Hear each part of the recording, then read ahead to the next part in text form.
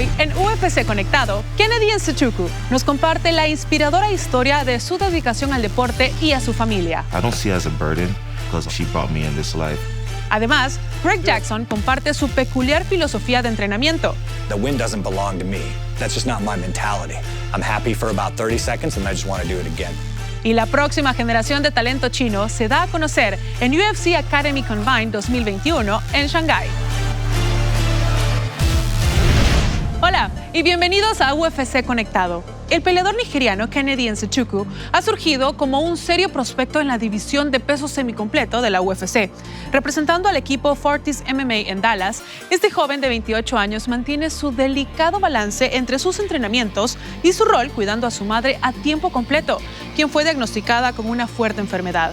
Kennedy comparte su excepcional historia en Enfoque.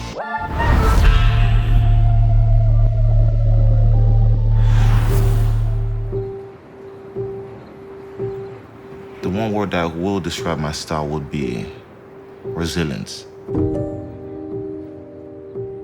It goes back, man, back to Nigeria, growing up as a kid, not having much. Fetching water, waking up early to go to the farm. My parents were over here, and me and my siblings were back in Nigeria. So it's like, I think that kind of helped me build that toughness, that mental toughness. Family is a big deal there in Africa. They say it takes a village to raise a child. That's really what it is back home. That childhood, I wouldn't have traded for anything else because I could see how it molded my life and made me more of a man.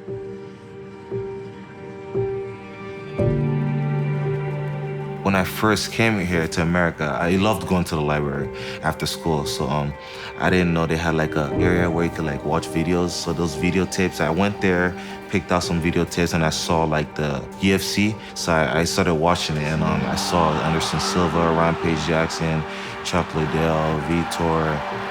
It was always on my mind, you know? So I would watch it and go back home to the backyard and start practicing and doing different stuff. I thought I was freaking Anderson Silva, but it sparked my interest. So I was like, damn, I could do that. And an elbow after that. Elbow after that. I come in. He walked into my gym, 20 years old. Walked in, this big giant kid, a little uncoordinated, a little imbalanced, with this sweet little 5-foot woman next to him, which was his mom. And she approached me quietly and she said, "This is my son, see what he can do."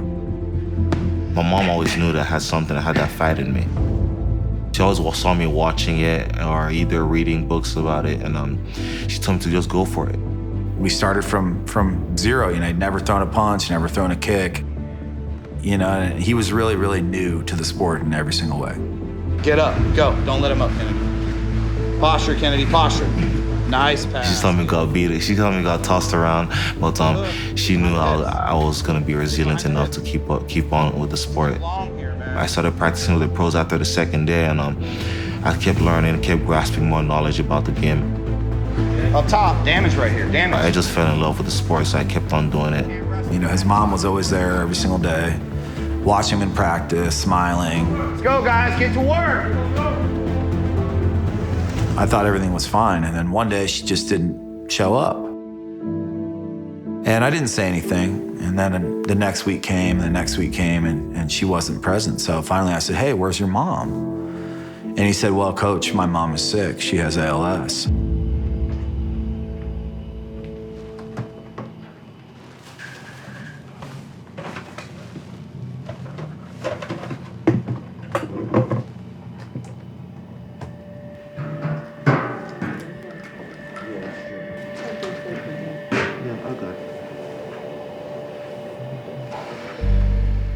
In 2014, I realized my mom was having shoulder pain. So it was like sharp pain.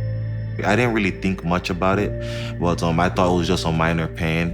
But then it kind of progressed where she can't lift her hands above her shoulders, and I was kind of worried about it. And I told her to like get it checked, to go see a doctor. So she went, got diagnosed, and it was ALS.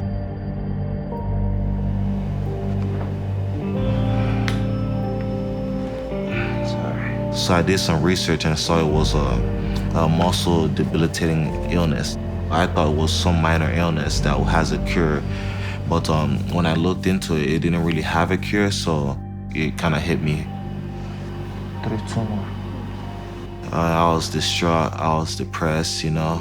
Once the illness started to progress, my dad just didn't want anything to do with that. He wasn't supportive, so that was the time when I decided to like pick up where he left off, you know, and just help provide for my mom. So I decided for her to move out.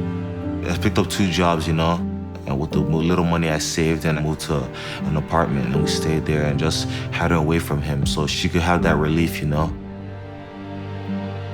I don't see it as a burden. I owe it to her because she brought me in this life. I just see it as a responsibility as a son. He does a lot. He's like a father figure here. And the mother figure, he does everything.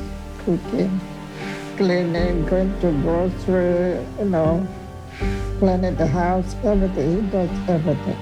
He takes care of everybody, even his older brothers and his younger sister. He does a lot. I'm very grateful that I have a son like him.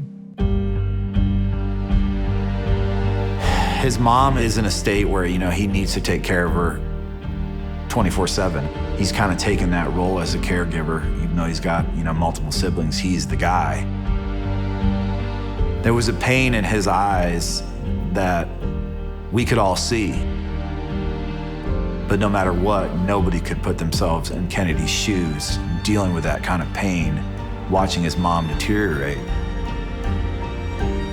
There was a point where our goal was just to get him to fight in the UFC before she passed away.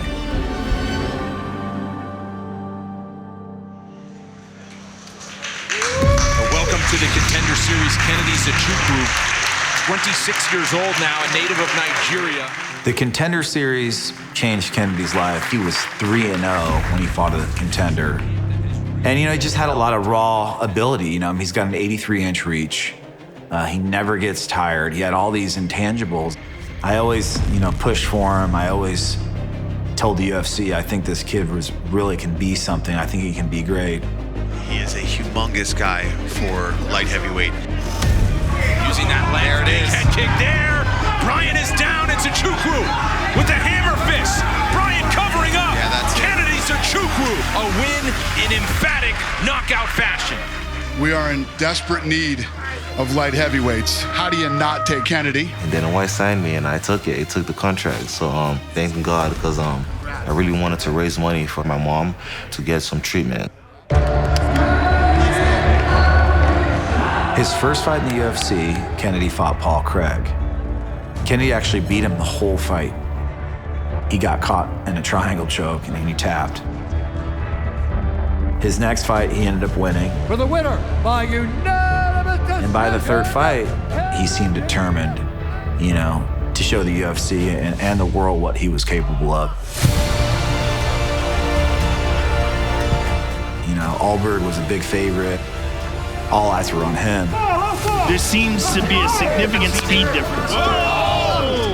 Alberg is much more active.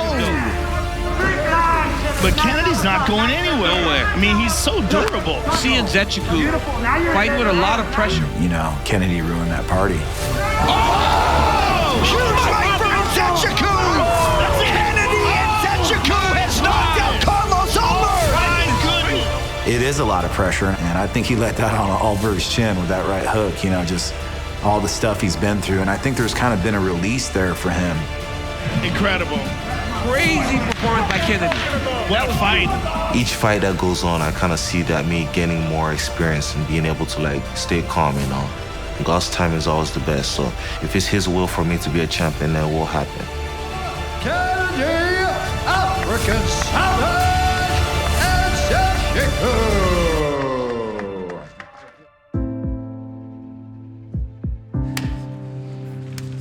You know, when you deal with that kind of adversity in life, it toughens you up. And I think through that process and that journey, he's become not only a better man and a better teammate, but also a better fighter. The night of the fight, he got a new contract. Dana came backstage and was like, man, unbelievable fight, right? gave him the bonus, gave him a hug. Oh, cool.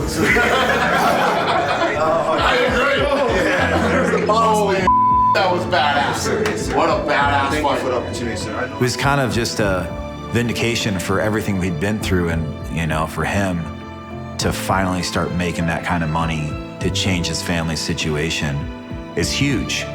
And all the things that, you know, other people could say, hey, you know, this ruined me. Hey, I didn't have a chance. Hey, I never had a shot. The odds were stacked against me. He took those odds and flipped them around and worked through all those things. And I respect him for that. I'm really grateful for the stuff God has put me through.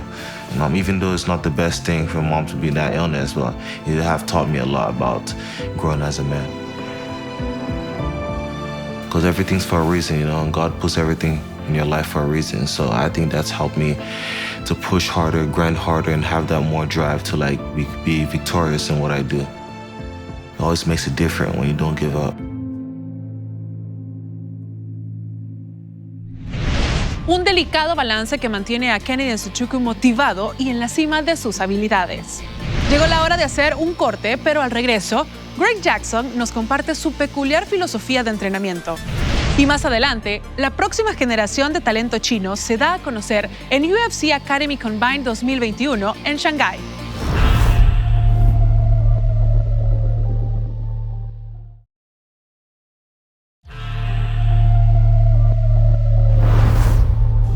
Greg Jackson es uno de los entrenadores más condecorados en las artes marciales mixtas. Su famoso gimnasio, Jackson Wink en Nuevo México, ha sido cuna de campeones de la UFC como John Jones, George St. Pierre, Rashad Evans y Holly Holm. Una de las mentes más brillantes en el deporte, nos da acceso a su forma de pensar y a la filosofía que lo ha llevado al éxito en Esquina de Entrenadores.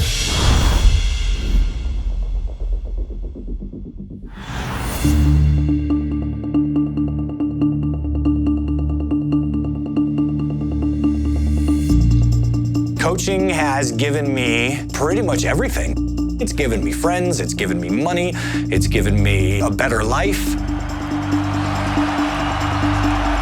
I've trained a lot of great world champions, probably two of the best pound-for-pound fighters of all time. I've been able to train them in their prime. When you hit the wall, you just keep pushing forward. You just keep pushing forward. You train your mind here, the fight will be easy. To be a coach, you have to be a person that is willing to serve and better other people. Comfortable being uncomfortable. You must suffer to win, John. You must suffer to win. Staying humble and focused on what really matters, and that's the efficacy of your fighters. Let's go, boys! Whip it up to the head, fake one way, go to the other. Guys, if you are not hurting, that means you are not jumping hard enough. In a lot of ways, a coach-fighter relationship is like your relationship with your significant other. It has to have respect and trust. And if you lose either one of those two things, respect or trust, you're done. You might as well get divorced. Switch it back to power shots, guys. One shot, one breath. One shot, one breath. Fight camp, to me, is what I enjoy the most. Let's do it. The fun of mixed martial arts is the preparation and execution. She's a little low, get her right below your chest. There you go, that's much better. Now you're golden. Preparing your fighter, the planning, the adjustments, the execution, that's the part I love. Fight night looks completely different for whatever fighter is fighting. Okay, I think it's work. But I will tell you this, world champion, not world champion, it's all the same. Fighting the first fight of the card, fighting for the world title, all has the same amount of formula to it.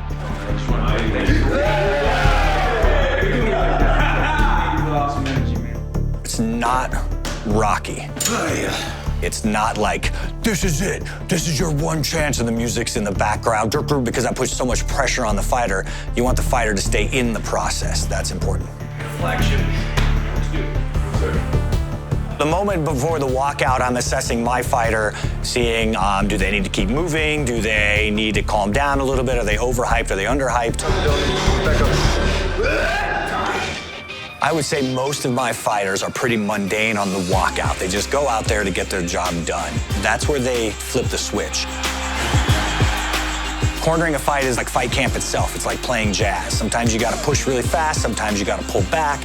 You're just constantly assessing. Long pressure, John. Let's get that long pressure, John. My assessment then switches to the other fighter. He's missing all those, John. You got eyes on him. You just got to be able to read the jam session and then kind of adjust to that. The corner has a purpose, the way we move into the cage, who's going to take the stool, who says what at what time. And let's get some good breathing in. All right. Let's get that breathing under control, Mr. St. Pierre. But getting their heart rate down, getting them to calm down, giving them a couple things to think about, that's all you really need to do. It's not rocket science. I pulled my groin. I don't care. I don't care, George. Hit him with your groin. You bounce, you move, and you punish this kid. This is 5 minutes of war. I don't think I've ever seen Greg Jackson talk like that. Condit turning it up here in round 3. I would say Condit responding to the message from his trainer. My fighters usually are pretty responsive. I've been known to get frustrated in the corner if they maybe aren't listening to me. You got to figure out, well, how can I make them listen to me? That's when it gets a little more fun.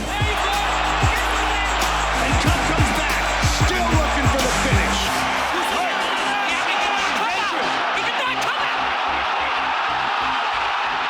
Those are the fights that are actually kind of fun because you're trying to work through a problem. 2 things. Discipline, move ahead, don't get crazy. The boring fights to me are the ones that just go so smooth, like bum-ba-dum-ba-dum. You go in, you do execute the game plan, it's over, let's do it again.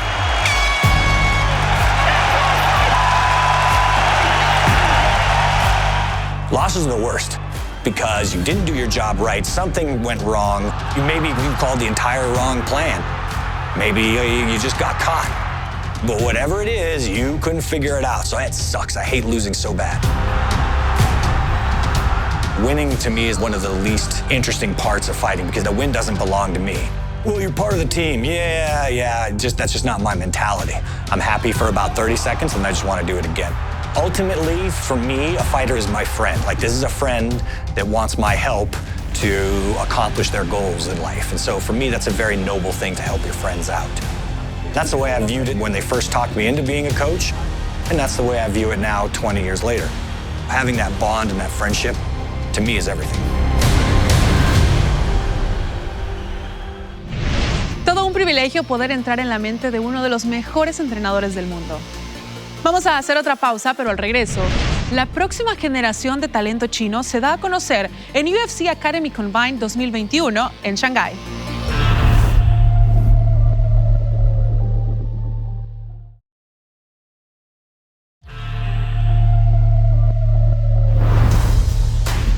La Academia de la UFC en Shanghái es un programa que nutre al talento local. El programa ha dado resultados, incrementando el número de graduados en China que ha conseguido contratos con la UFC. En un esfuerzo por reclutar al próximo grupo, la academia llevó a cabo su tercer evento anual en el UFC Performance Institute. Bajo la guía de trabajadores y entrenadores de la UFC, los jóvenes aspirantes pasan por una serie de pruebas y son seleccionados para ser parte del programa.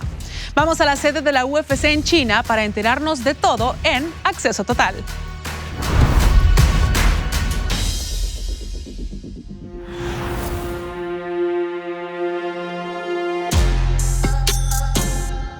The UFC Academy is a group of athletes that we've recruited from all over China, the best unsigned talent, taking them from the regional level of MMA and graduating them into the UFC to compete around the world.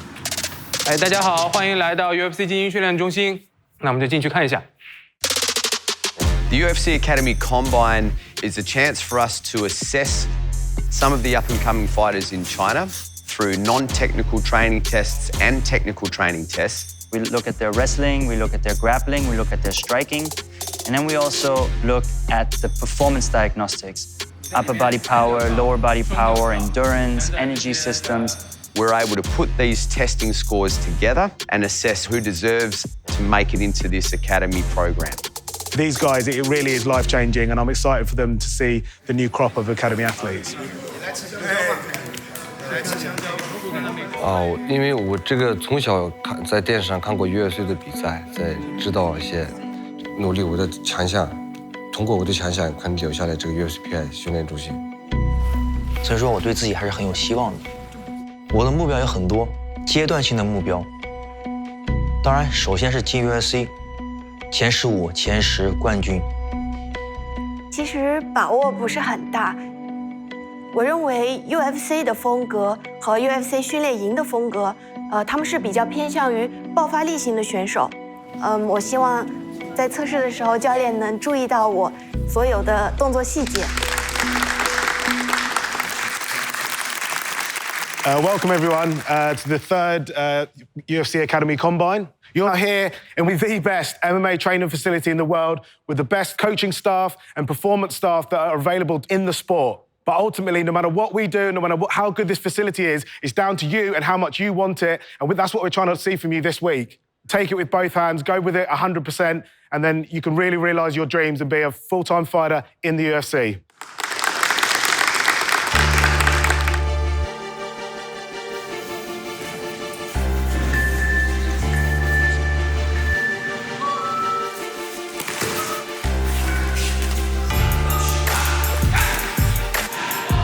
我的职业生涯目标就是打进 UFC。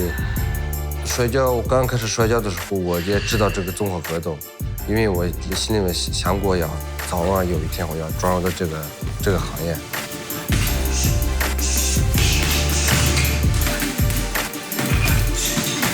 从13岁开始，我就接触了跆拳道，并练习了很多年。拿到黑带之后，我又继续学习了自由搏击。站立对我来说是很自然的，我觉得表现得还不错。当有一天我在网上看见了安德森·西尔瓦的视频以后，我发现没有什么东西比这个更吸引我。我会成为那个不一样而特殊的中国力量。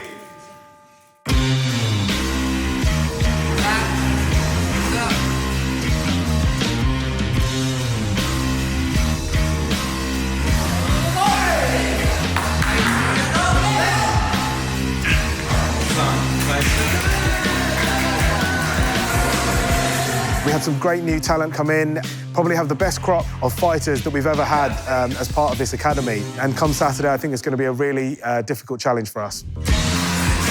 So this test is testing our maximal strength.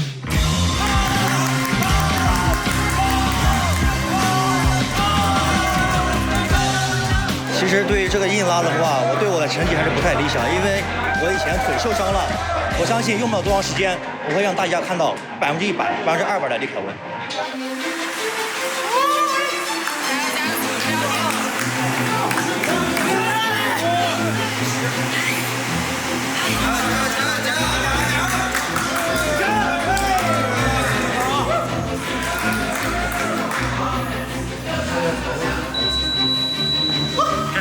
感觉对我来说跟巴西叔打实际上是一模一样的，就是条件性的对抗吧。拿了这个位置开始做这个技术实战。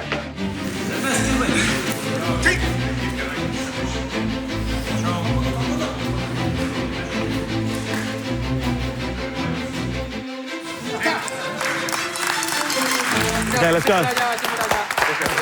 Okay. Every single one of you have put on a really good show in the combine, so it's going to be a really tough decision for the coaches here.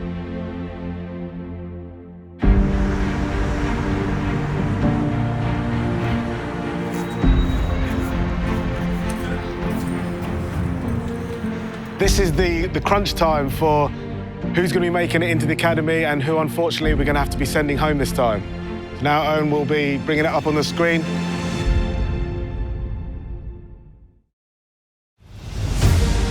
So congratulations to everyone who's made it to the third Academy Combine.